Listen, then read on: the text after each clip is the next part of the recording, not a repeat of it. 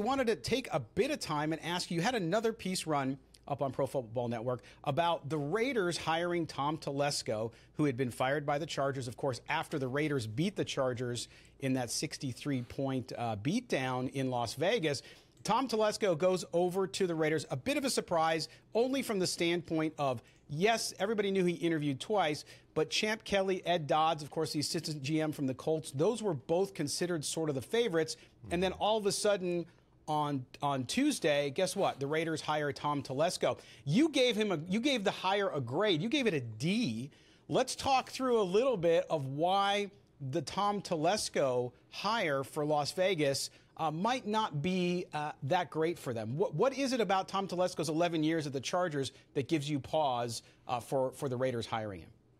Yeah, it did come as a surprise to me because I looked like Champ Kelly or Ed Dodds was going to be the guy. And, you know, whether that's Mark Davis just not wanting to pair a rookie head coach and Antonio Pierce with a rookie general manager, I think that might be what it is. So Tom Telesco obviously has a long track record of experience. And I hate to just put a D on somebody and leave it at that. So I do have a reasoning behind it. You know, yes, you do. Yes. I think the Chargers, look, they had some success, but they only went to the playoffs 3 times in 11 seasons that Telesco was in charge. So that's just a baseline.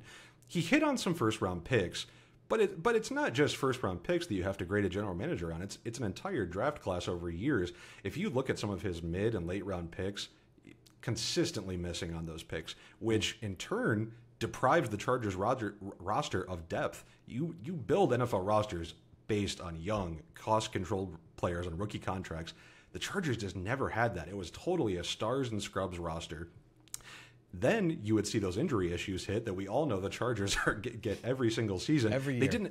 They never had the depth to kind of fill in for those absences, right? So I think that was a problem.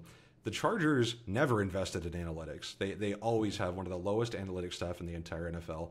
Tom Telesco has never traded down in a single NFL draft, which is almost impossible. He's only traded up 4 times. So he's not a guy that moves around. I'm not saying you have to move around the draft, but it's pretty accepted wisdom that trading down and getting more draft capital is a good way to go.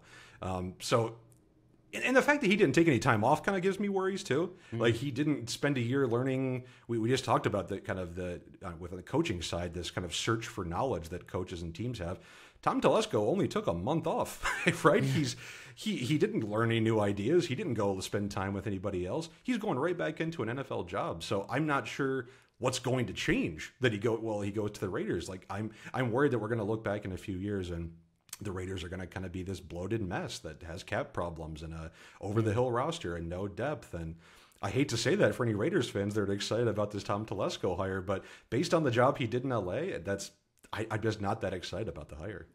Yeah, it's interesting, too, because I look at the hire and I look at the Chargers. And to be fair to Telesco, and this is the question I'd like to ask you and get your opinion on, which is the Charger organization is known for penny pinching, number one. And number two, it's run by the Spanos family from top to bottom. So every major position outside of GM and coach is a Spanos family member. So it's a very interesting dynamic that you don't see very much in the NFL anymore. When you look at Telesco, you talked about the draft. Clearly, he owns that piece of it. The injuries you can't control. But when you look at the Chargers' inability to kind of get over the hump, despite having some rosters some years that were pretty dang good, what part of Telesco's stay there was not his fault? Meaning, is there something that he couldn't do that might have helped him in the situation? Well, I think the major thing is the injury issues. I mean, that's just maybe Telesco could have done a better job of hiring a better medical staff. I have no idea, but I think that's probably just more luck based. And talking about the Chargers ownership, I think that's a fair point. I mean, you look at some of the NFLPA surveys, and the Chargers grade horribly every single year on their facilities and how families are treated, and those are all things that can pretty much be easily fixed. I mean, just how you treat the players' families is not something that really requires money, right? I mean, that's just kind of a cultural thing. So I think there are definitely some issues there. I would say I would push back a little bit on the Chargers being cheapskates.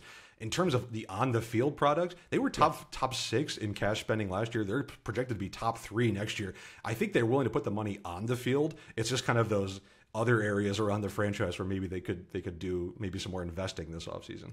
including coaching, which of course now we're hearing as you and I talk that Jim Harbaugh is close. We've heard that before and it doesn't happen, but still, I mean, they're obviously in a position, and I think that's where Telesco hired 3 coaches that did not do well. They all got fired. They all underperformed. Some people want to excuse him for that because they say they couldn't pay him more. But at the end of the day, there's lots of great coaches who come in, especially younger coordinators, who don't require massive salaries, who do really well, right? We're seeing it around the league right now.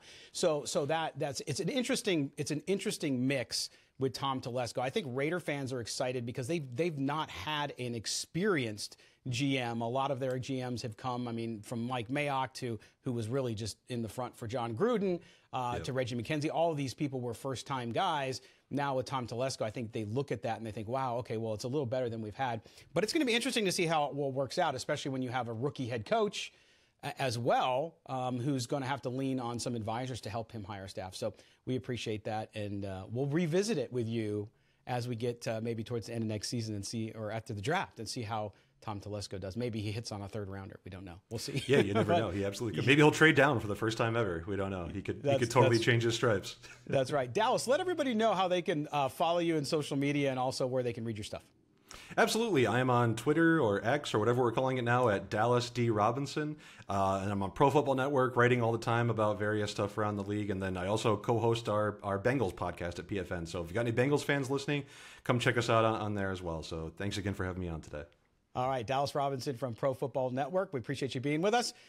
Thanks for being with us, too, for this great interview. We'll talk to you guys all. Make sure you subscribe to the podcast. Subscribe to the YouTube channel. And make sure you share it with your friends. And we'll see you up for all of our NFL coverage up on Sportsnaut.com.